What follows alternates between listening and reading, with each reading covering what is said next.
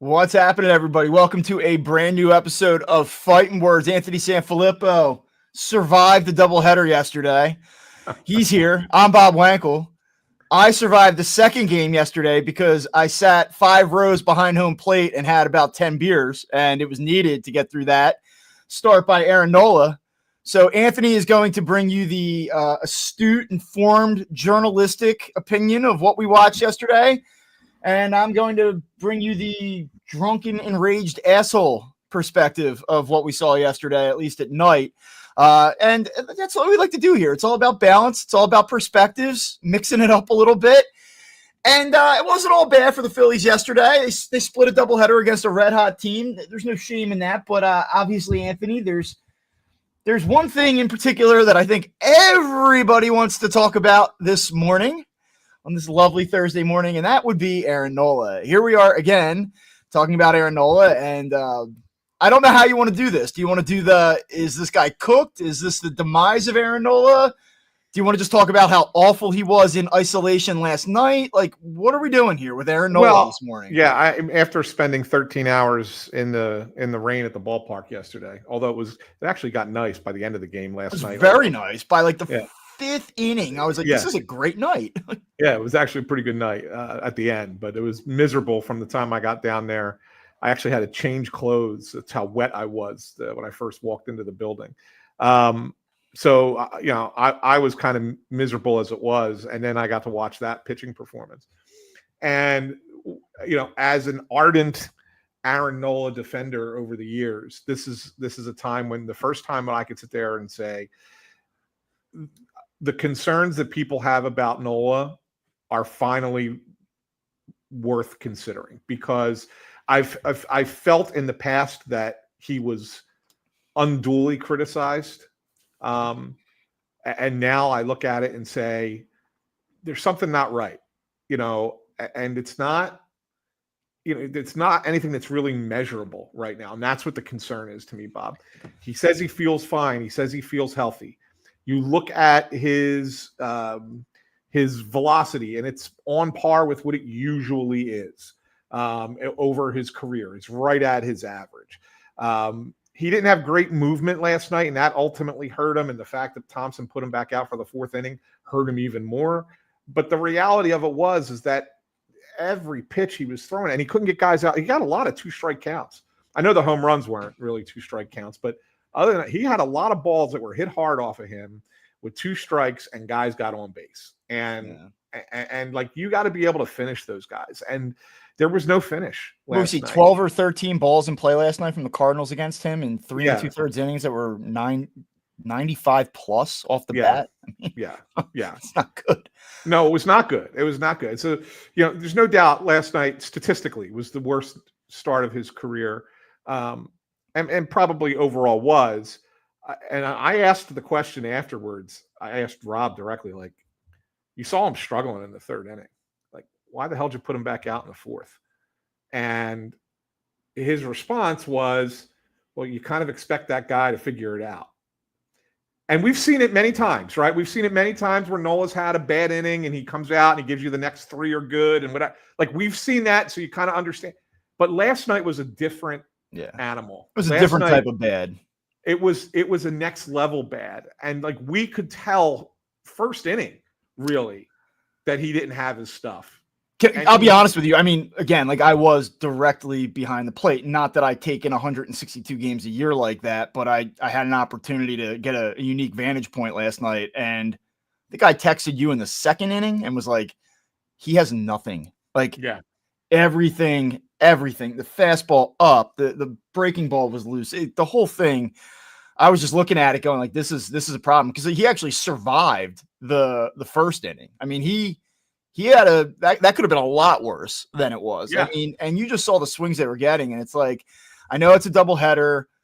I know that they weren't going to use the relievers that appeared in the afternoon game later. That's debatable, but whatever. Fine. It's the middle of May. I get it. But you have a guy in Taijuan Walker that you probably feel can go 3 or 4 innings and push you to the later part of that game. and you still have a guy like Strom, and you can fill it in from there. Well, I mean, it was not just that, Bob, and this is where I had the real problem with Thompson putting him back out in the fourth. And I get it. Like he used one extra reliever than he wanted to in the first game, right? I mean, he thought Alvarado would get through that inning. He didn't. Had to go to Kirkering, and then they went to Romano. So he used one more reliever than he wanted to. But the guys that he still had left, I mean, you had Walker, who obviously you're thinking 3 innings for sure. You had Joe Ross, who he didn't use at all, who can go multiple innings. Banks ended up going an inning and a third, so he went more than 1 inning. And then you had the you had the guy Daniel Robert, who they just acquired from Texas on the waiver wire, who was the extra arm. And we asked Rob before the game, and he said, "Oh, he can go 2 innings." So you had got multiple pitchers who could go multiple innings. Like, why put Nola back out there in a 6-6 game? Like, he blew the lead. You tie it up on Schwarber's home run. Why go back to Nola there? And I think it's you feel bad for Nola in that spot, right? And say Nola comes back out in the 4th inning though and goes 1, 2, 3. Is that enough to salvage his evening? Like, to me, it's like, no. Not only did you have the arms to. I'm saying for the Phillies to win the game. No, it's not enough to salvage. No, I understand that. I think from trying to win a baseball game from a competitive aspect, it was insane to keep him in the game in the 4th inning. And just even from like he rebounds. Okay, so if he rebounds in the 4th inning, it's not like, I had a disastrous start, but at least I got through the 4th. I can carry that into my next start. I mean, come on. Like, it made no sense. Like, I sat there, I grabbed my phone, I'm like, wake up, Rob. Like, people are paying money to be here tonight. Like let's try to win a baseball game. And to me, he was non-competitive. I thought the manager was sort of non-competitive in the moment where they had a chance to win. And yes, the Phillies had an opportunity to not just score 2 runs the final 8 innings of the game. Like, I get that. But it just, to me, like, there was this, we talk about the Phillies when they've had these opportunities to sweep series and finally breaking through and getting it done. To me, yesterday had that same feeling where it's like, we split. It's fine. They were lucky to split, Bob. And they were lucky to split. I agree. And we'll get into that. Like, we'll get into Rafael Marchan's adventures on the base pads and how they got lucky to win that first game. I mean, they got great pitching. Don't get me wrong. Pitching was awesome, but the offense was not there, and they got a fortunate helmet bounce that allowed them to. That was horrible base running. But look, as far as to just wrap the Nola conversation, because I know there's not a ton to say about it, but like, I do want to quantify how bad this is right now. And go right ahead. It's not just about last night, but I mean, there are 82 qualified starting pitchers in Major League Baseball right now, and Aaron Nola has the 4th highest ERA of them. It's 6.16. Antonio Senzatella, Jordan Hicks, and Eduardo Rodriguez are the only 3 starting pitchers this season that have been worse than Aaron Nola in terms of ERA. And like, the thing is, you look at some of his expected numbers and you're like, okay, like it could be like his expected ERA is actually in the high 4s. So like, is there some element of bad luck to it? I don't know, maybe, but then like you go deeper into his numbers and like you just see it. Like last season, for instance, in which was like he had a pretty good year. Opponents at 221 with an 381 slugging percentage against his curveball. This year they're hitting 283 against it with a 434 slugging percentage. Like the fastball, right? Opponents are hitting 250 against it with a 611 slugging percentage, and the expected slug is 724. Like his stuff stinks. Like that's the thing. Like his stuff is imminently hittable right now. And we could talk about velocity. Obviously the command isn't what it is, but like, I think that, is he this bad? No. Is he a top 2 guy in a rotation? Probably not anymore. Like, I don't know if you're there with me at this point, but I don't think Aaron Nola in a good rotation is a number 2 guy anymore. I think that day is come and gone. I'm not saying that you write him off. I'm not saying this contract's going to be a dumpster fire. It might be. I don't think Aaron Nola is. Here's some things that I believe. I don't believe that Aaron Nola is a top 2 guy in a rotation anymore, like a legitimate rotation. I don't think that Aaron Nola is ever going to make another all-star team. Like, I think that the upside of Aaron Nola in a given season is probably like a 3.70 ERA, and he gives you his 180 innings, and there's a lot of worth in that. But I don't think that this is a special pitcher anymore. I don't think he's one of the game's best pitchers any longer. So Harvey Birdman said, did you have 1 beer for each run Nola gave up? About that, you know.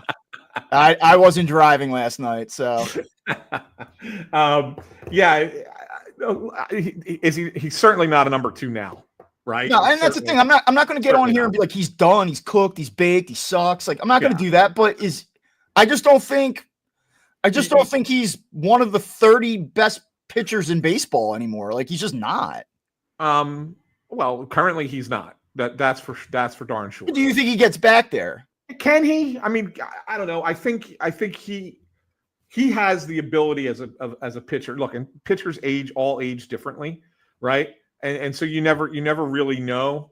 I know he's only 32 years old, but it's a lot of innings. Like he's thrown a lot of innings. Sure he has. And one of the things I was talking with Tim Kelly about last night was one of the things I think that is compounding this is hitters are seeing so much velocity in the sport of baseball now. Like 80% of pitchers are throwing at high velocity, and I might even be low at that number. That when you are an Aaron Nola and you're only throwing 91, 92, you have to be so perfect with your location that even if you miss slightly, you're going to get hit. Yeah. And because hitters have gotten so used to that velocity and getting around on those pitches that looks like a cookie coming in. Even if it's on the black, right? You're still probably getting your bat on the ball. Like I look at the double that Brendan Donovan hit last night. That pitch was not a bad pitch. It was on the black away, but he gets his barrel on it still. Like it's down and away. He's still able to get his barrel on it because the pitch is coming in at 91 and not at 98. 98, that's fouled off. At 91, he hits it into the gap the opposite way, right? So like that's the thing. Like in that case, you probably have to be even better. And so, does Nola have the mindset and the wherewithal to get that kind of movement on his pitches, even as a crafty veteran as he gets older? I do think he can. And so like I'm not writing him off either. And you never know where that goes. But he's got to adjust to that. He can't be the pitcher, try and be the pitcher he's been the last 11 years and think it's going to work, because right now it's not. What I fear is that I just feel that there's a lot of tread on the tires here possibly. And I think that that's the thing that starts to concern me more than anything. You see here, Ryan Barnhart, good drop in here. Most starts and innings in all of baseball since 2017. I believe that's true as well, actually. Yep. Look, like you go back to Jake Arrieta, and I know this is a different beast, but in 2016, Jake Arrieta was maybe the best pitcher in Major League Baseball. And by the time he was a Philly in 2018, you could see the decline. And by 2019, it was a disaster. And I know that you can kind of go, well, wait a minute, guys. Like, yeah, I know he wasn't great in Cleveland, and he was obviously horrible last night, but he was great against the Diamondbacks, and that team can swing it a little bit. And that was only 2 weeks ago. And you go like, so like maybe let's pump the brakes and not go nuts here. But I would just make this point. Like Jake Arrieta in 2019 finished with a 4.64 ERA, and he was a disaster.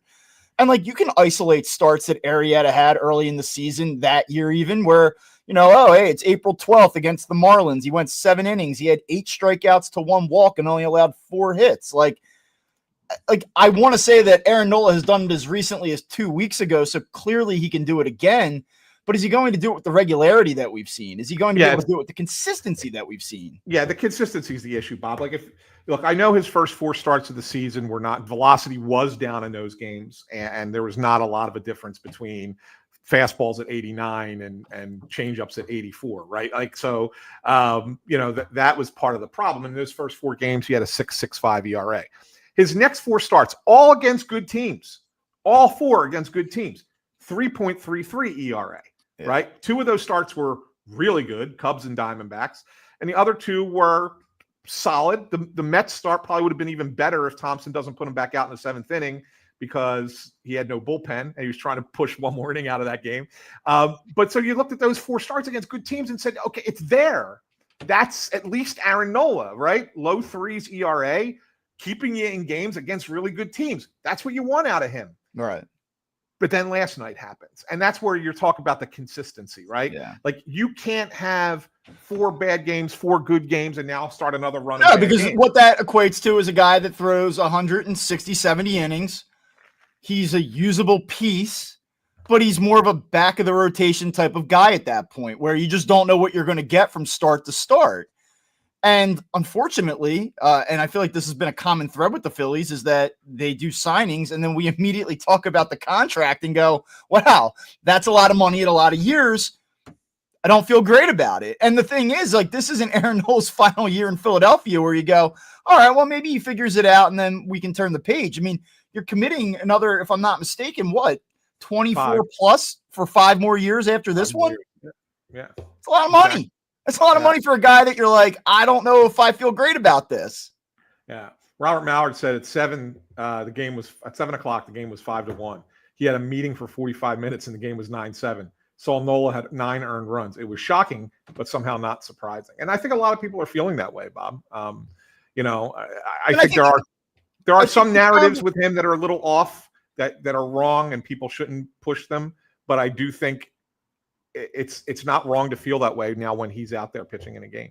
Yeah, and like, I mean, usually we would have this conversation after a bad Nola start, and I'd say, it's aggravating that you have that guy on the mound and you get a 5-1 lead and you can't hold it.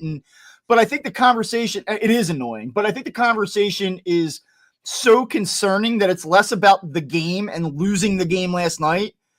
It's more big picture to me after last night. It's not just, they lost the game they probably should have won with that guy on the mound. It's more like, what are they looking at here the remainder of this season? What are they looking at next season? I thought he was hurt. I really did. When I was watching it last night, by the 3rd inning, I was like, I think we're going to get an IL stint here. I think there's something wrong with him. And then, you hear afterwards, no, he feels good. Everything's fine. I mean, you said the velocity was 91.8 he averaged last night with the 4-seam fastball. That's up a tick from his season average. It's pretty much in line with where he was this time last year. So, like, not that I want him to be hurt. I'm not rooting for him to be hurt, but I was kind of hoping to hear some type of tangible explanation for what we saw last night.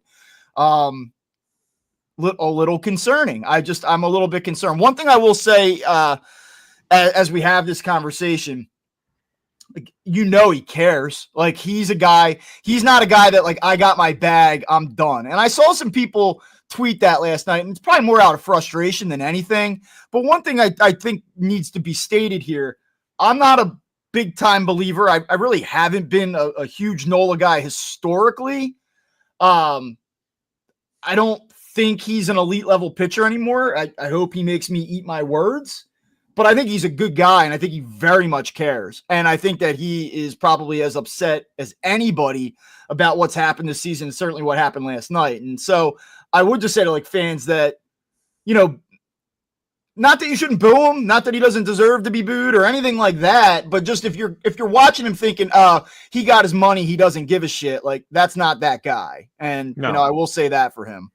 Yeah, this is the one, and this is, I think, what you're talking about. This is Jerry, and I think Jerry's the right kind of fan at this point. He says, I mean this respectfully because I'm a Nola apologist, but goddamn, I can't stand Nola right now, right? And I think that's totally fine to feel that way, right? That's the way to do it, and that's the way to look at it. Like, the guy's been a good pitcher for a long time for this organization, but right now he's killing you. Yeah. Phillies have lost 18 games. 8 of them have been started by Aaron Nola. Like, where would they be if he was even 500? Right? They'd be in first place if he was. Did he lead the National League in losses? I know that wins aren't a starting pitching stat, but are losses. I think he does lead the National League in losses, as a matter of fact. And we're a quarter of the way through the season? Yeah. So he's on pace to lose 25 games right now about? He's not going to lose 25. I can assure you of that. They won't let it happen. They won't let that happen. And look, I know earlier in the year too, there was a little bit about run support. Like, hey, this is the last 23 innings, the Phillies have scored in like one of them, and he had run support last night, Yeah. So I guess I do want to talk a little bit about the rest of what we saw yesterday. You had already mentioned Rafael Marchan's base running adventures. I mean, I will say, in fairness to Rafael Marchan, he hasn't really been on base this year. So maybe he just kind of forgot what he was doing out there. I mean, like, what do you make of what you saw yesterday with that? I mean, I'm being a smart ass here, but like, I don't know, man. I think that he's a decent backup catcher. He's not a prospect at, what is he, 26 years old, but like, I get the vision. I understand why he's up here. he doesn't have the option. Stubbs did. Maybe you see Stubbs later. Whatever. We already had this conversation. But, like, do you look at yesterday and go, all right, a step in the right direction, a couple hits, or do you go, oh, my God? Because I didn't think he was good behind the plate either. No, I'm a little concerned about that. And I think the concern that I have with Marchan, Bob, is here's a guy that when he's been healthy in the minor leagues, played the majority of the time. And that's when you saw the value that he had. Last year, when Real Muto got hurt and he came up and played well for the Phillies, he was generally splitting time with Garrett Stubbs, but maybe even had a stretch there where he played a little bit more than Stubbs. And so you got to see with more regularity, with more regular play, that he's a decent option. He's a decent catcher. I think he's struggling with being a guy who plays once a week. And I think that that's the thing. And so I felt like even yesterday, the one hit was nice. The other hit shouldn't have been a hit. Should have been caught. Let's remember that was a misplay by the center fielder and the right fielder for Cardinals. I think Walker and Scott almost collided and it fell in, and it gets credited as a hit, but should have been an out. So he has one clean hit and he does work a walk, but twice on the bases, he poor base running. Like the one, I don't know what the hell he was doing when he gets doubled up off of first base. Like we're sitting there like, where's he going? That's a fly out the center. Where the hell's he going? And he just kept going. It was stupid. And then he gets lucky on stretching the single into taking the extra bat. First of all, nice play by Nolan Arenado, because the throw is going from Jordan Walker's going to third to try and get Weston Wilson out at third. Arenado realizes that the throw is not going to be on line, steps forward, picks it on a short hop, and throws the second, a perfect throw that had not Marchan's helmet fallen off of his head and blocked the tag, he would have been out at second. So nice play by Arenado, but you can't make that play there. You have to stay at first. That's the tying run at third base. You have to stay at first and guarantee that you at least tie the game that late in the game. He gets fortunate. He gets into second base, and then of course Harper gets the bloop single, 2-run score, and then they tie. Oh, I'm sorry. Stott ties it first, and then with the infield single, and then Harper single puts them ahead to stay.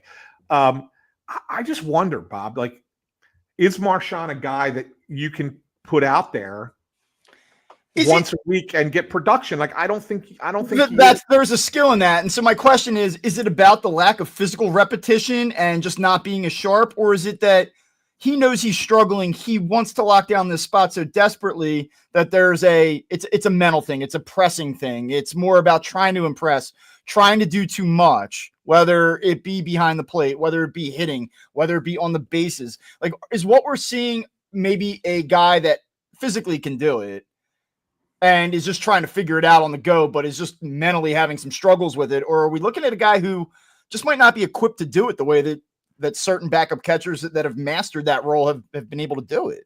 Yeah, and I think that I think it's more the latter, and maybe he can eventually become that. Maybe the more he does this, he realizes that, okay, there's a certain thing that I have to do to be a more effective backup catcher in this role. But yeah, right now I think he's struggling with the playing just once a week. Now, there's the play he should, and we'll get to Trea Turner can't catch the ball at second base or can't put a tag down at second base. Like, it's remarkable to me. But like Rob even made a thing, said something about it after the first game. He said, Marchan had that guy at second if we just catch the ball. And he's not wrong. That's a whole different conversation, man. Like, it's funny. Like, what did I lead off Monday saying? Like, everything's clicking in Phillies land right now, and they lose 2 out of 3, and that's like the first time they've lost a series at home since last July. The Cardinals are red hot right now. Like, I'm not like, oh no, the Phillies are screwed because they lost the series. I will say, however, it's like very quickly you can kind of go down the list and be like, man, this drives you nuts. This drives you nuts. Like, not to say that it's like the biggest problem on earth, but like, it is very easy to get agitated with them. And that was one of the things I had texted you and Tim Kelly yesterday. I was like, Trea Turner has this like Rube Baker Major League 2 thing going on right now with tags at second base. Like, Baker's thing was he couldn't throw the ball back to the pitcher, so he had to read like a Victoria's Secret catalog. Like Yes. Trea Turner needs something else to think about when he's making a tag at second base. Whether he's not catching the ball cleanly, whether he can't simply just put the tag down and get a guy out. I thought that they got away with that yesterday. I did. The one that he makes. So yeah, because I thought he missed them too. I think that the only reason that was upheld because there wasn't a good camera angle to show that he actually missed the tag. It kind of like you could look at the camera angle and say, well, he may have got him on the wrist there, maybe, but like the camera angle couldn't. The fact that he keeps trying to tag the guy elsewhere tells me he didn't get him on his arm. Like just instinct it's tells just me that. crazy, man. Yeah. Look, there's a couple different things going on here. Like the offense has cooled down a little bit. Yeah, they did score 7 runs last night. And yes, that should have been enough to win a baseball game. And so I don't want to like get into the sweeping generalizations about the offense. Overall, it's been pretty decent. And the starting pitching's been awesome. Jesus Luzardo again yesterday was phenomenal. He's just been so good. You talk about like where would the Phillies be if Aaron Nola were doing his job? Where would the Phillies be if Jesus Luzardo wasn't here? Like, there's so many different guys you can say that about. But, I mean, you start to look at his numbers and where he's at. And, I mean, he's on the short list right now, quarter of the way through the season in terms of being a legit Cy Young contender for this, in the National League and for this team. Great. I guess the one thing I keep coming back to, it's like I have a fixation. And I think that if we had producers, they would tell me to change the subject or like get off of it. But my eyes just keep going back to again and again and again, left field and center field. And I'm watching Max Kepler, and I know he had a RBI last night. I know he had a hit in the night game. I just think there's such a hole there against left-handed pitching. And then I look at what's going on in center field. And I know, credit to Brandon Marsh for swinging the bat a little bit better since he's come up here, but still just so many strikeouts. You see defensively what happens late in the game last night, which was like comical. And Johan Rojas, he had a pinch hit late last night. He's down to 273, and you look up for all the Rojas mania. And again, like I know, Bob, get off of it. Like you talk about this guy all the time, but like I'll just say this: like he's down to a 682 OPS. Like that stinks. That's not good enough. Their center field situation is a fucking disaster. I don't disagree with you, man. Marsh, I don't know how to say it. Like, because I want to talk about things that are real. Like, I'm not going to pick apart Trea Turner that he's cooled down a little bit. Like, shit happens. It's baseball. There's ebbs and flows to it. Yeah. Center field is a consistent disaster for this team. The defense last night by Marsh was just flabbergasting. Like, so the first hit of the game in the night game, he takes a strange route. Like he does this arcing curve to the ball. It's one of those ones where if he takes a direct line, probably makes the catch. I mean, you don't know for sure, but probably makes the catch. But it lets a guy on base to start the game. Then he drops the fly ball in center field, which was obviously an error. Then there were 2 other balls where he comes sliding in. One that falls, he got lucky. They kept it in front of him. Mm-hmm. And then the other one, I also think he got a little lucky, but and they get a force out at second base because, the base runner thought he caught it. But just like plays like that, man, that he's just not reading the ball well out there. And it's got to be a concern for the Phillies. Guy struggling to hit, can't play the field, at least in center. And it's become painfully obvious that Brandon Marsh is a corner outfielder, really a left fielder with a center fielder's production. And that's not a good thing. That makes you a 4th or 5th outfielder, in all honesty. And that's really what he is. And I think that the Phillies need to recognize that at this point. And Rojas, like you keep saying, it's not the answer. Guy's just not the answer. I mean, he's better defensively, but he still makes mistakes out there. And he's, the hot streak hitting, he's going to cool down. He's already started to cool down. He's going to go back to being what he was. He's not going to be a 300 hitter. He's not going to be a 750 OPS guy. It's just not happening. So, the Phillies need to address that. And whoever it is, I know your boy hit a grand slam yesterday. Was it Cedric Mullins who hit that grand slam?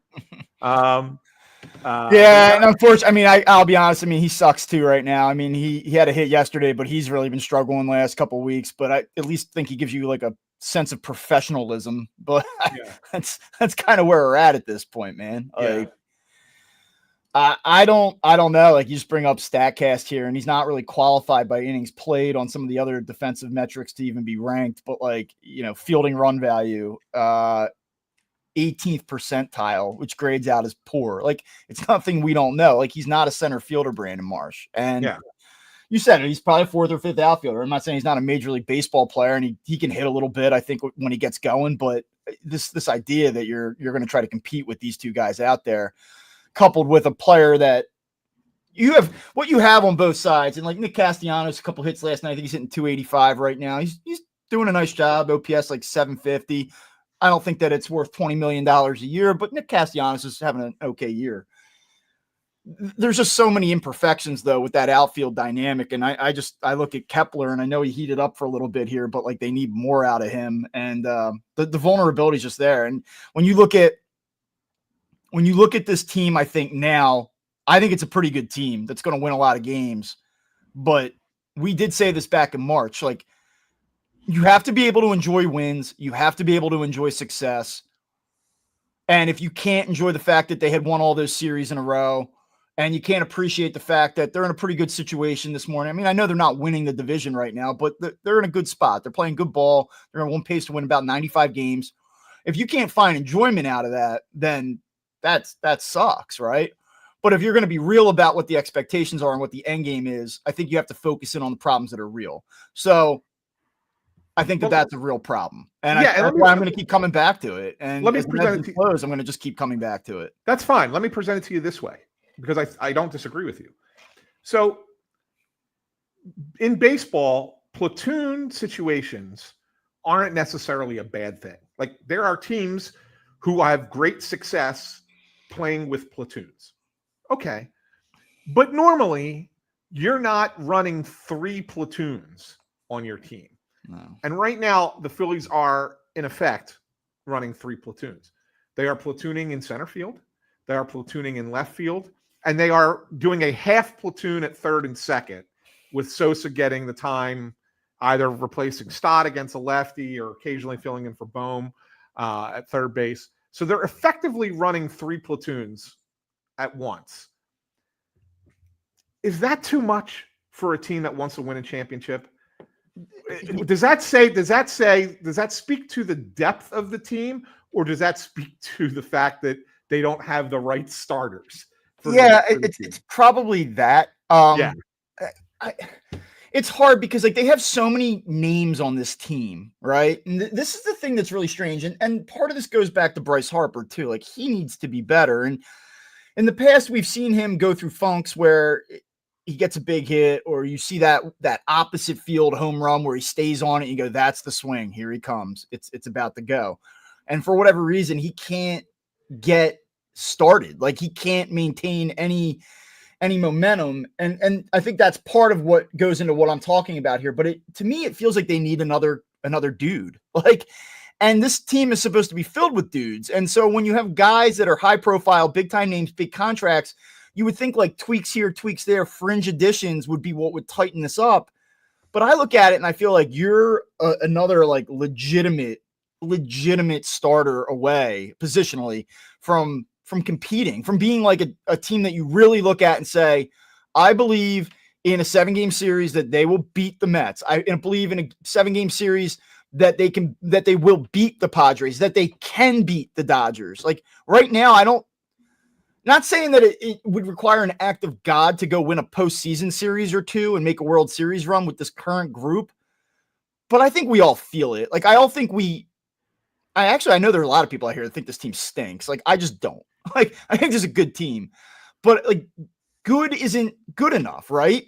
And I just think that they are a major piece away offensively from really allowing me to believe that they can make a World Series run. Yeah, I agree with you. And I'm fine with maybe platooning 2 spots, but 3 is when it becomes too much for me. It just comes back to needing, and like, I know Schwarber and Harper are supposed to be these guys 3 and 4, and Schwarber's doing his part, but I just feel like they need another guy in the middle of that lineup that scares the shit out of you. Yeah. Where you're like, okay, And maybe Harper goes back to lead, or I'm sorry, maybe Schwarber goes back to, that was like a Freudian slip because that's where Harper should be. Yeah. But maybe Schwarber goes back to lead off, so it's not Harper, Schwarber, Harper, this guy, Schwarber, whatever. But I just think that if you could give me one guy that's a masher in the middle there with them, to me, that changes everything. Yeah. And here's the thing, Bob. The more I'm thinking about it, I talked about this the other day. I said, yeah, I think center field still needs to be their number one priority. And I don't change my take on that. I think that's their weakest spot, right? But would you hold your nose and accept what you currently have in center field for the rest of the season if you got that position player at another position? Yes. And let's just say, I'm just going to throw this one out there. Let's just say, and look, Alec Bohm's been hitting the ball better, right? He's been good of late, but let's just say it was a third baseman. Yes. You would be okay with Marsh, Rojas, center field for the rest of the year if you got that big bopper at another position. Yeah. It's just like who is that player, I guess, and that's the issue. Like, let's go on the fly here. Let's take a look. Third baseman this season, player stats, need some qualified players here. Looking for some power. Who's my guy? Like, Bregman's not going anywhere. Man, wouldn't it have been nice? And I don't know that it would have worked out here or what the additional years would have looked like. And Alex Bregman right now look all right on this team. 314 with 11 homers. Yeah. Are you like, who do you want? Right? Like, is it Ryan McMahon? He's hitting 208. He's got 6 homers. Like, I'm looking at bad teams. Do the Guardians fall out? Are you in on Jose Ramirez? Like, he's a hell of a defensive third baseman, that Ryan McMahon. Yeah. Junior Caminero, we just saw him, 8 homers, hitting 252. Did he do anything for you? Is that an upgrade? He's too young. They're not going to get rid of him. They're not going to get rid of him yet. Suarez out in Arizona at the NL West gets nuts. He's got 13 homers, but he's hitting 205. Like, yeah. I just don't know who the player is. But yeah, from a hypothetical standpoint, would I subtract out one of those infield positions if it brought that bat that I was looking for? Yeah, and that would include second base. And I love Bryson Stott, but what about first base and you put Bryce back in left field? Yeah, I mean, I guess I would love to know what Bryce Harper really thinks about the possibility of being moved around. Does he say, like, I would do it for the right guy because that's the politically correct thing to say? Or is he like, I don't want to do that. I'm not doing that. I don't know. This guy would be the best guy, but he's not going anywhere. I heard this a couple times over the weekend. Just like, could you imagine this guy in Philadelphia, how perfect he would be on this team? And that's true. I mean, the truth. Yeah. Stephen Kwan would be the best outfielder for the Phillies. Ain't happening. I wanted to get to something, Bob, that I think was kind of lost in the shuffle of yesterday because of the 2 games, because of all the other stuff that people wanted to focus on. But there was something that happened in the first game that I was really impressed by, and that was Orion Kerkering. Yes, coming in and getting out of that jam that Alvarado got into. And the thing that was really impressive about it to me was the emotion that he showed. He's never been a guy, even when he was at his best in the last 2 seasons, who ever really showed some emotion on the field. He just went out there, threw his pitches, walked off the field, and he's kind of a a goofy kid, and he'll talk to you forever. Like he's a funny little kid that way. But yesterday he had a little bit of that Jeff Hoffman in him, and when he got out of that inning, got all pumped up and fired up and everything. And that's 3 good outings in a row for him. The Phillies really could use that. You're not kidding. You're not kidding. I mean, yeah, yesterday was the first time, and like I know it started going back to Cleveland. He comes in, they lose the game 6-0. He's there late. Okay. Good against St. Louis on Monday night. Yesterday, though, was a little different where you're like, okay, because he struggled with inherited runners. He struggled in leverage spots. And for him to come in and own it and show that fire, you go, okay, maybe that's something that you can truly get excited about and truly build off of. And maybe not. Maybe it's just a a nice moment in what's been a down year and might continue to be. But I did look at that yesterday and go, okay, all right, maybe for a guy that's so young and has struggled a little bit in key situations, he needed that. And sometimes that's all it takes. Like, yes, you have to go out and execute. Yes, you have to be dialed in at all times. Like, yeah, but sometimes it's just like, okay, I did it. I can do it. I'm good now. And you hope for them that it's there. And I mean, I thought Jordan Romano again was very good yesterday. Like, my guy says the same thing. I've liked what I've seen from Romano recently too. And again, like, it's just going out there and showing yourself that you can do it. And right now, I thought he made one mistake yesterday with the slider that he got away with, but it wasn't 4 mistakes. And he was otherwise pretty nasty. So, yeah. I did a story on him yesterday, Bob. And remember how we talked about this briefly on the last show? And I said, if you take away that one meltdown against the Marlins, which I don't like to do, but with relief pitchers, I'm okay with it a little bit, right? If you take that one meltdown against the Marlins away, in the last month, he's appeared in 11 games, 0.84 ERA, 0.75 WHIP, 11 strikeouts, 2 walks. And yesterday was the first time he struck out the side in an inning since July 4th, 2023. So there's some positive signs there with Romano. And then you look at, and I know that there's probably some people out there listening to this going like, maybe Dombrowski got it right, because you go up to Toronto and you see over the last 7 games that Jeff Hoffman's pitched 6 innings. He's allowed 11 hits, 11 earned runs, 3 walks, 12 strikeouts, a 2.33 WHIP, 16.50 ERA for Jeff Hoffman. His ERA on the season now is, I believe, sitting over 6. I don't know, again, that tells the entire story. He's got a 1.19 WHIP. It's not like he's been a disaster up there. Most of that damage has come over his last 3 or 4 appearances. But again, like, that's how you get to those numbers, especially as a reliever. And right. Do you think that Romano passes Hoffman in ERA at some point here over the next couple of weeks? He's got a shot. I mean, I don't know if we would have thought that. What's Romano down to? Is he in the 7s now? Nah, 8.22. He's down to 8.22. Okay, so he's got 2 more earned runs to go before he closes in on Hoffman. Yeah, but it was about 13 about 2 weeks ago. So 1 or 2 more good outings from him and another bad outing by Hoffman, and maybe catches him. Look, the Phillies need it, right? They need their right-handers to be better. And Kerkering and Romano, for one game, were really good. Romano's been good for more than one game. Like I said, Kerkering, it's been the last 3. You're starting to see it come back around. If those two can kind of get back to being what the Phillies expected them to be, then the Phillies bullpen is at least middle of the pack in Major League Baseball. How would you grade Matt Strom's season so far? There's something not quite right there. Yeah. It's not been a bad season, but it's also not been what I expected. So he has a 3.24 ERA right now, 1.32 WHIP, 21 strikeouts and 16 2/3 innings. He's been fine. Yeah. Obviously, he has the hiccup on Monday night, gives up the home run. But I think what I am wondering here is, are we seeing a guy who for most of his career has been, solid, but like not the guy that we saw really, I guess, the second half of 23, and certainly the guy that pitched to a 1.87 ERA over 66 games last season?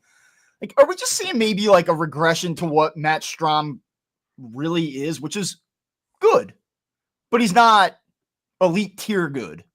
Yeah, I mean, I think last year was probably the best year of his career. Will be in the end. I mean, when he's done playing, he'll look back and say, "Yeah, 2024 was my best year." Yeah, like, he's also not a young guy. Like, he's 33 years old. So there's enough here where you're kind of like, maybe what he is a pretty good, dependable reliever who is not a wipeout guy. Like, he just.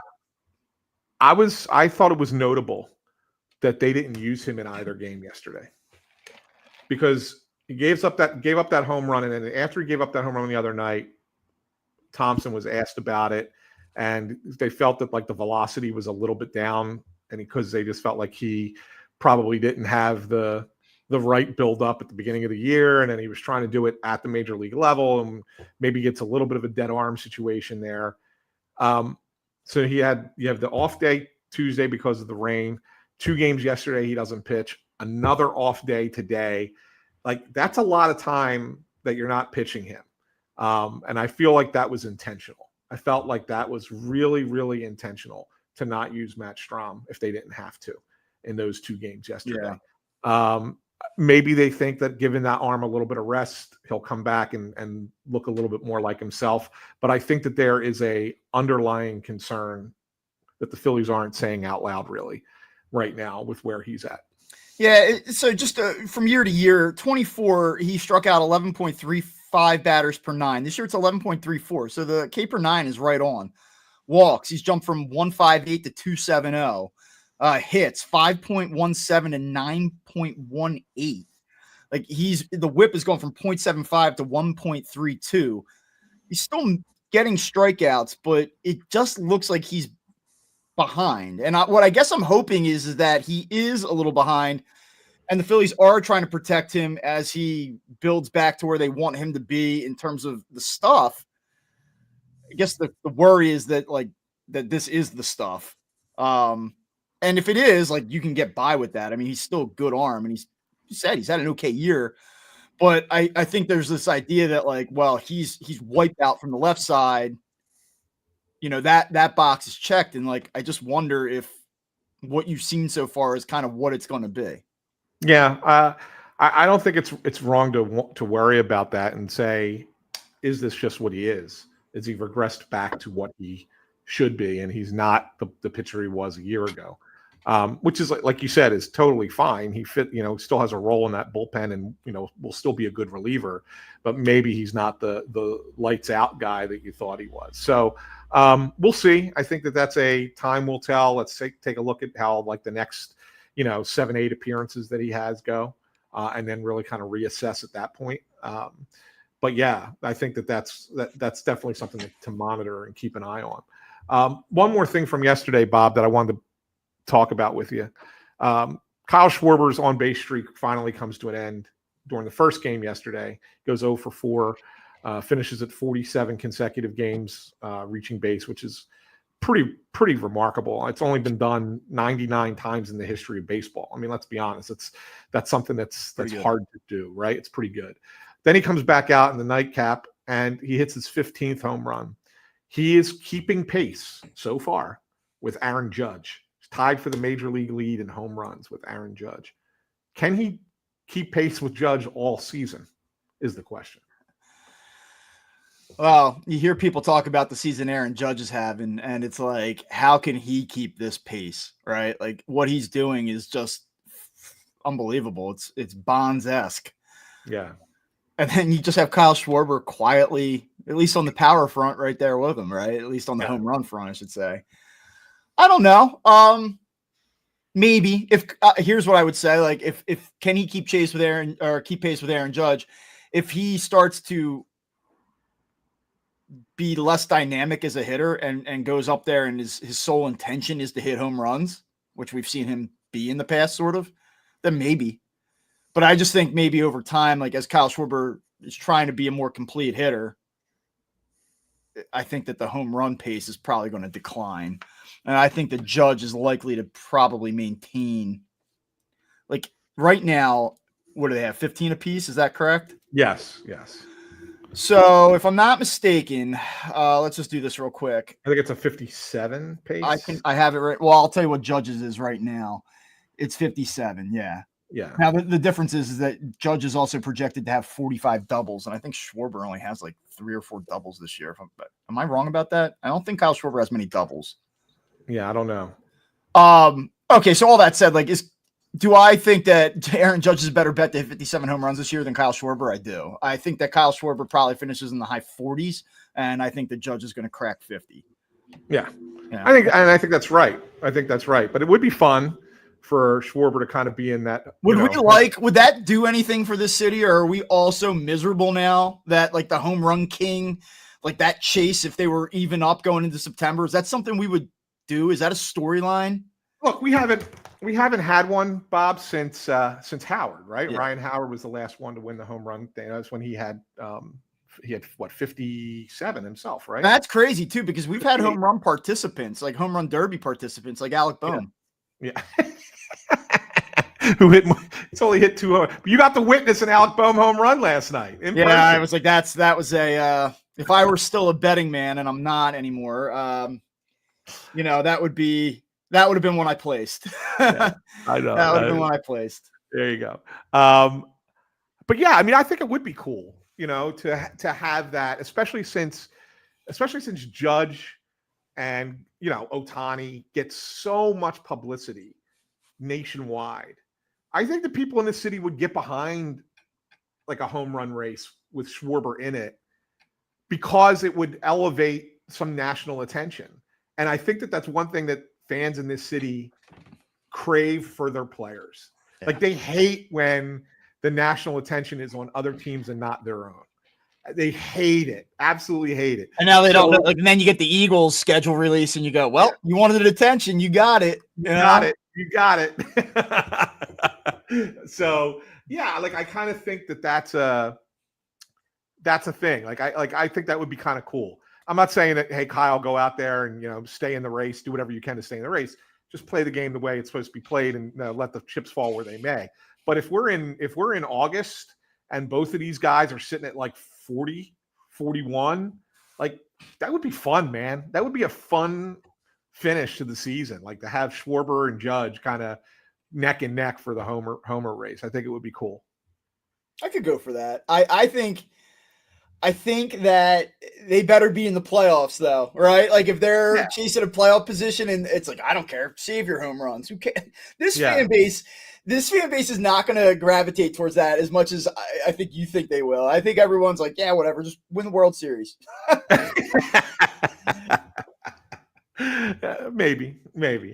Sometimes it's fun to have stuff like that. I mean, it's kind of like no different than like when everybody wanted Saquon to break Eric Dickerson's record this year, right? And the fans wanted that, even though the Eagles did the right thing to protect them so that they can win the Super Bowl. That was the right call. But the fans wanted Saquon to break the record, right? So I think that part of me believes that the fans like that little they do. You're right. Connection to it, right? Yeah. I'm just commenting more on everybody's miserable. Well, I do have one last. Before we get to one last thing, I guess we should look ahead to this Pirates series this weekend. Andrew Haney goes tomorrow night for the Pirates against Ranger Suarez. Saturday is that Carmen Mlodzinski against Zach Wheeler. That should be one that the Phillies are heavily favored in. And then, of course, Sunday is the game everybody wants to talk about if the weather holds up. Paul Skeens for the Pirates. Be the first time the Phillies ever see Skeens against Christopher Sanchez. How do you look at this weekend? Oh, I don't think it's a must-win series or anything like that, but it's a series you should win, and it's a series that Haney's been good, by the way. It's just the Pirates don't hit at all. I mean, I think they mustered 4 runs in New York. They beat the Mets yesterday. They did beat the Mets yesterday. I mean, like the Pirates are not a team that should go on the road against a quality opponent and win a series. So I'm not saying it's a slam dunk that the Phillies win the series or anything like that, but it's one that they should win. And when you're coming off of a minor disappointment against the Cardinals, I'd like to see them lock back in and do it. You figure they win Saturday, and then can you find a way to split between Suarez, Heaney, and Skeens Sanchez? And I don't think that the Phillies are terribly overmatched in that game. You look at their numbers. Skeens 53 strikeouts, Sanchez 52 strikeouts. Skeens 263, Sanchez is 291. I mean, Paul Skeens, you talk about like our wins a pitcher stat, and obviously they are not. But I mean, he's 3-4. Like he's beatable. So find a way to win that game. Find a way to win the series, and you get through the 6 games. I know we said on Monday 4-2, 3-3. Not the end of the world. You move on. Yeah. I tend to agree. I tend to agree. I think that they'll win this series. I've gotten 3 in a row wrong. But, you've cooled off. That's okay. That's going to happen. We got to get you back on track. So is your official prediction 2 out of 3 or 2 out of 3? Yeah. Although I will say, if you add up what I thought they would have done in each series. I thought that they were going to go 2-1 against Tampa, 1-2 against Cleveland, and 2-1 against the Cardinals. So I had them at 5-4, and they ended up going 6-3. Yeah. So they actually beat my prediction by a game. So yeah, whatever. If they sweep and I say 2 out of 3, then good on the Phillies. I think that the biggest thing this morning is I really did not talk about the fact that they lost the Cardinals series, and I didn't rip my hair out over the fact that last night was a mess. I'm kind of just, what does it mean, rather than how did you lose that game? How'd you lose that series? But what is annoying in the background is that as a fan, you obviously want to look at the standings and say, hey, we're catching up, we're making up ground. And if you go back to the Phillies Mets series where they get swept, they've certainly cut down a little bit here, but they're still 2.5 behind the Mets. Again, you look up and the Mets don't hit. But I said to you the other night, I guess it was Tuesday night, I'm like, does this team give up runs ever? I'm just waiting for the pitching to falter, and it's just not happening. I've never seen a staff with this many no-name guys, and Sang is a legit arm, but just a staff where not no name, but just guys that you're like, these are just guys, and they're all just throwing like this.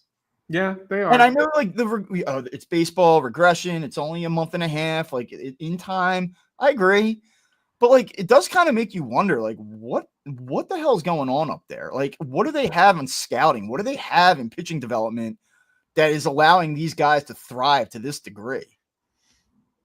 See how they look this weekend against the Yankees. By the way, did you know this, Bob? I learned this the other day for the first time. This weekend in Major League Baseball is rivalry weekend. I mean, the storied rivalry of the Phillies and Pirates is one that, since I've been a little kid, I've always, for me, rivalries, it goes Pirates, Cowboys, Eagles. I mean, look, don't get me. When I was a kid, and I'm older than you, so yes, the Pirates were a rival. Wasn't that Willie Stargell with the homer up at the vet? Yeah. I mean, the Pirates were a rival for the Phillies in the 70s, right? And but grow the game. Once they left the National League East, they were no longer a rival. And I look at all the matchups this weekend, and I'm like, okay, I get it on some of them, but there's some I'm like, why is that the rivalry? Why is Washington Atlanta a rivalry? That's a stretch. That's a stretch. I mean, I'm sorry. Well, no, I'm sorry. That's not it. I'm sorry. They're playing the Orioles. All right, Nationals, Orioles. Who's Atlanta got? Boston. Is it because they used to be the Boston Braves and they share the commonality of the I guess, right? I mean, that one's a weird one. I mean, who can forget the Twins Brewers rivalry? Yes, exactly. And how about the Mariners Padres? What is that? What is that? They've never been in the same division. They're not necessarily close to one another. They're in the same time zone. Okay. My thing is what? Why? Why even bother? Nobody's going to these games this weekend because you're slapping a rivalry tag on it. People are going to go see Mets Yankees because it's Mets Yankees. If you want to go to the Phillies Pirates this weekend, you're not selling extra tickets because it's rivalry weekend. Yeah, it's just this is almost, it's not quite as bad as the Players weekend a couple of years ago with the customized jerseys or whatever. Yeah. And Jerry asked, who's Toronto got? Toronto's got Detroit. The Expos. I know, right? They got Detroit, and that's like a hockey rivalry, right? Toronto and Detroit is always a hockey rivalry because they're in relatively close. There's a geographic connection there. Those two cities aren't too far apart, but that's the thing. I don't know. Phillies Pirates didn't make any sense to me. Just didn't make any sense to me. That was not my one last thing. That was just brought to my attention. I didn't even know that this was something Major League Baseball did until I was told about it the other day, and I was like, "What?" And so now I had to bring it up. My one last thing is the thing that we absolutely have to talk about, just because it dominated conversation for the last 2 days on local talk radio, on national conversation. But Major League Baseball decides to reinstate Pete Rose and the entire 1919 Black Sox, because they're no longer alive. That's, Rob Manfred decreed that if you are, on that kind of ban, if you're banned from baseball, that ban expires upon death. So what is your take on it, Bob? Like, what do you think about this? And, does Pete Rose now deserve to be enshrined into the Hall of Fame, or are you one of the people that feels that it's more than just what you did on the field, that character and off-field stuff matter? So I've been listening to this conversation a lot, and I think anybody listening to the show has probably heard all the talking points. And so you talk to different people who have these very strong opinions about Pete specifically. And here's what I will tell you. You talk to people that are my father's age, people that grew up in the city, people that I know you're a little older than I am, so you do remember the 80 World Series and what Pete Rose meant to that team. The idea that you can't tell the story of baseball without the all-time hits leader and the whole deal. All I will say is this. I understand his importance to that team and one of their 2 world championships. And when he visited the Phillies a couple years ago, what was that, 22 or 23 they had him back? 2022, yeah. And I was covering the game that Sunday where he was on the broadcast talking about, cock shots and all that stuff. And you kind of laugh and go like, oh, the old man on TV, look at that. It was kind of funny or whatever. I don't know, man. Here's what I'm going to tell you. I don't consider myself to be like a super PC person. I am not like a moral authority, high horse guy at all. But I will say that when I was around Pete, that just in the presence of him, I didn't feel the way I did around like a guy like Mike Schmidt, or when they've had those other legends come back and you go like, wow, like that's Steve Carlton over there. Like that's crazy. Pete, he kind of made my stomach turn a little bit. There was a situation that was well reported. I don't want to go through it, but he was very disrespectful, I would say, to one of the reporters down there at the time. And that became a side story in and of itself. Watch the HBO documentary. We're all in it. It was just, I just came away from it like, dude, this guy sucks. I just don't, Anthony, to be honest with you, and I know that this probably feels like a coward's way out of the answering the question. I don't know. Like, if it's just about baseball and it's just about accomplishments, I don't really care that the guy gambled on his team. Like, the guy he's going in as a player. He's a great player, one of the best players and most important players in the last century of the sport. Then yeah, put him in. He deserves to be in. Guys, the guy was not a good guy. And I know there are a lot of guys in that Hall of Fame that aren't good guys, but you hear Frank Robinson talking about and he played with him. Is if Pete's in, I don't want to be in. And that shit matters a little bit. So I have a hard time being like, yeah. At the end of the day, I also don't think that the Baseball Hall of Fame is as important as people like you and me and that are in the sport make it out to be. It's not heaven. I don't know. You want to put him in the Baseball Hall of Fame because he was a good player, then fine. All right. So D.D. Skinner says, in my 50s, that was my team. He's in his 50s. That was my team. I'm assuming D.D. is a guy. I don't want to make too much of an assumption. Went to school with Tug's kids, so it's really hard because he sucks as a person, but was an amazing player. And here's the thing. Everybody's spot on with this. If I was one of the classic base. Oh, Dee Dee's female. Look at that. I apologize, Dee Dee. Thank you for letting us know. I feel like the Hall of Fame is to honor what you did. If you're being inducted as a player, it's to honor what you did as a player. If you're being inducted as a manager, it's for what you did as a manager. If you're being inducted as an executive, it's what you did as an executive. Pete Rose would get in as a player, in my mind. I do think, though, it's important to include on his plaque the controversies that surrounded him.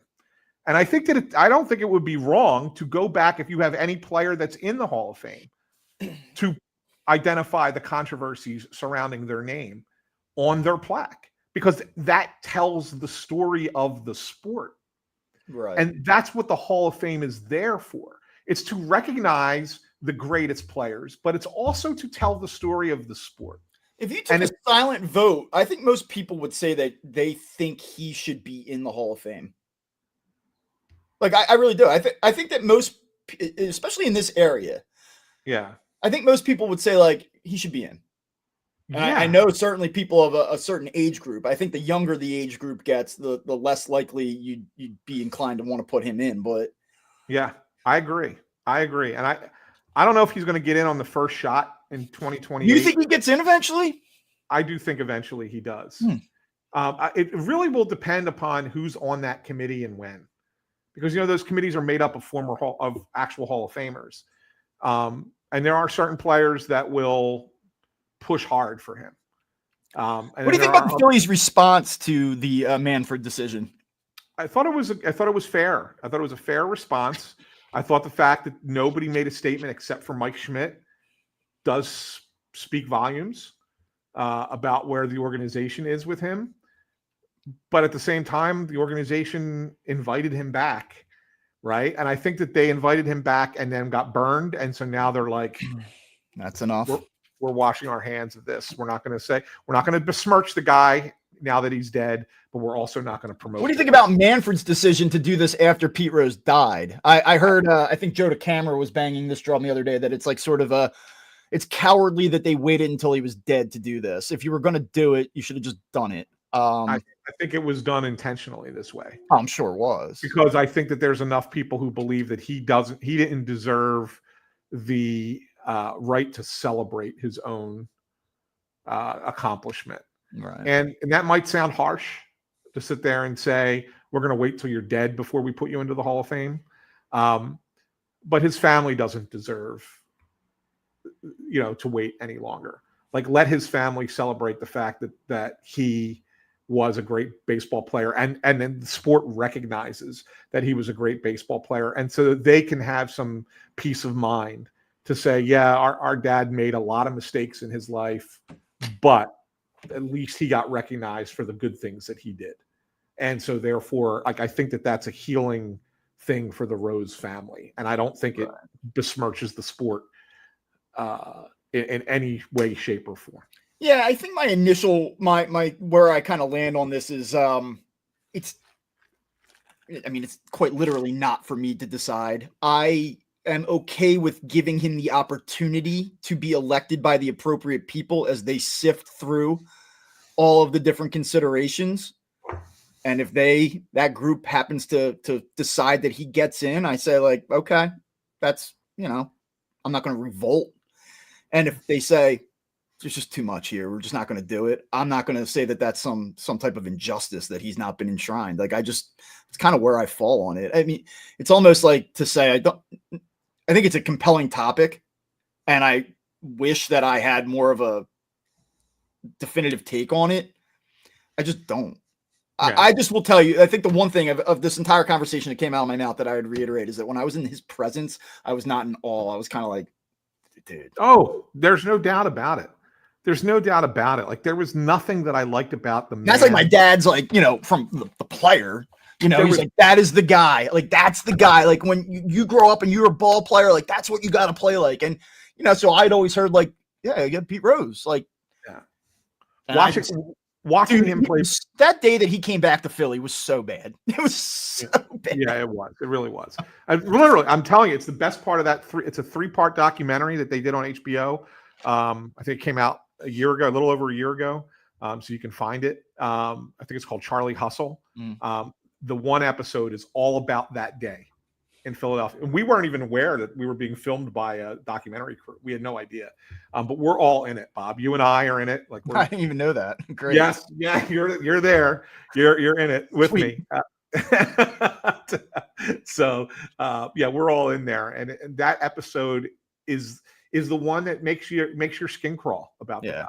I probably have a different opinion. I probably would have said, like, look, what he did on the field, just, universally, like, across the board, it's about your accomplishments as a player, and that's all there is to it.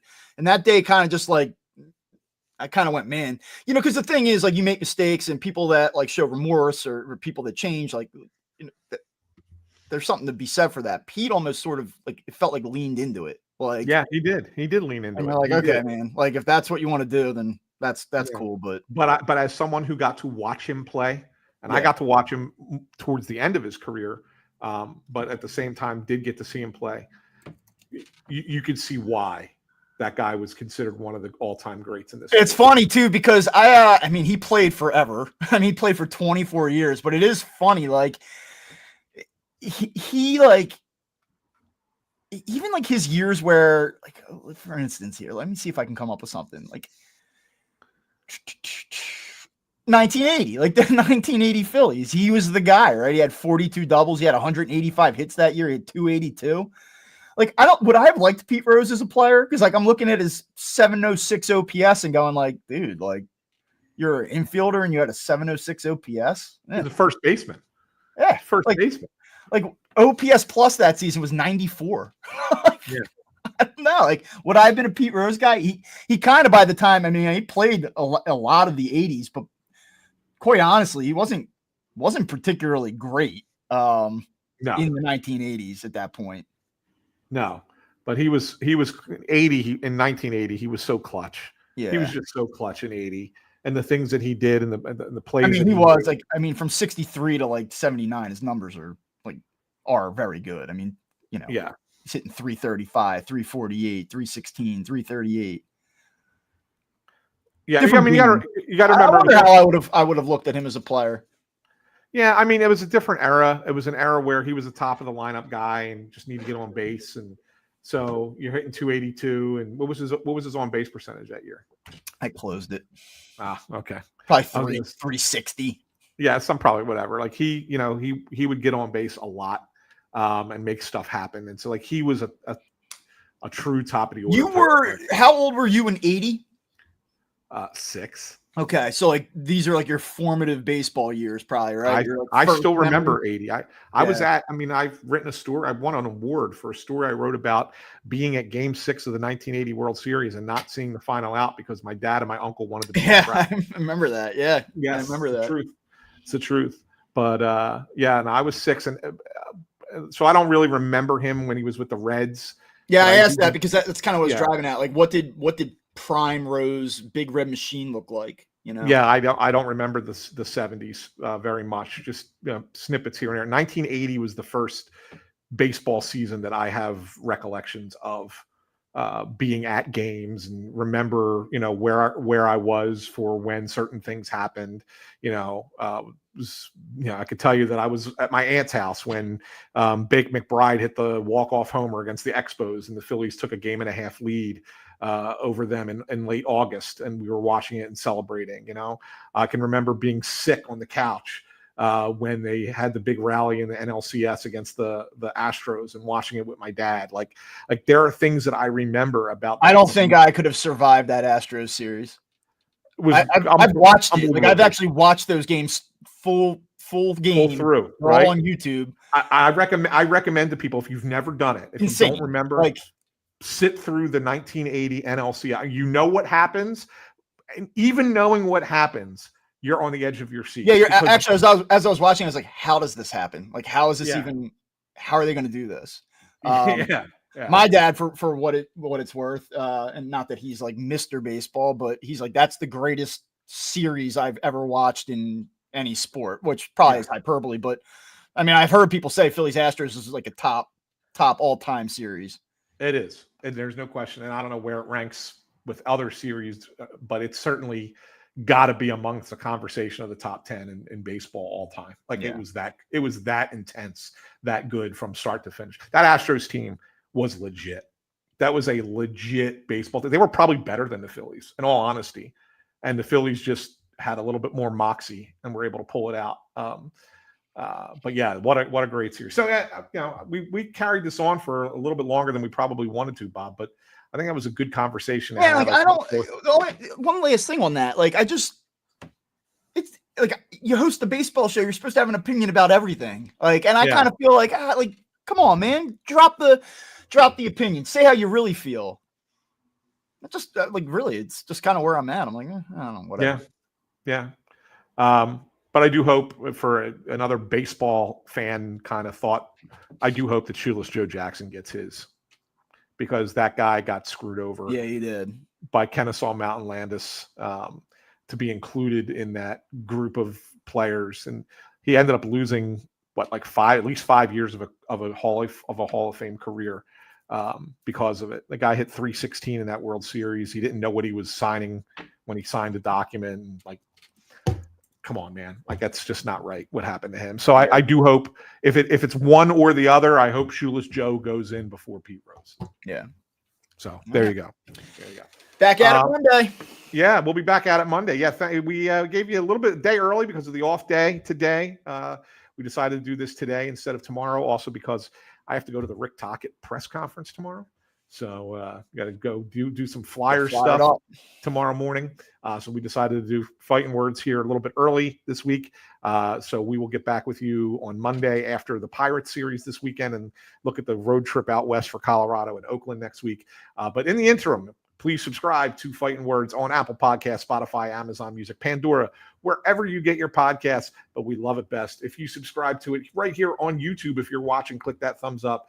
Ring the bell. Make sure you never miss a show. You'll get an alert as soon as Bob and I go live.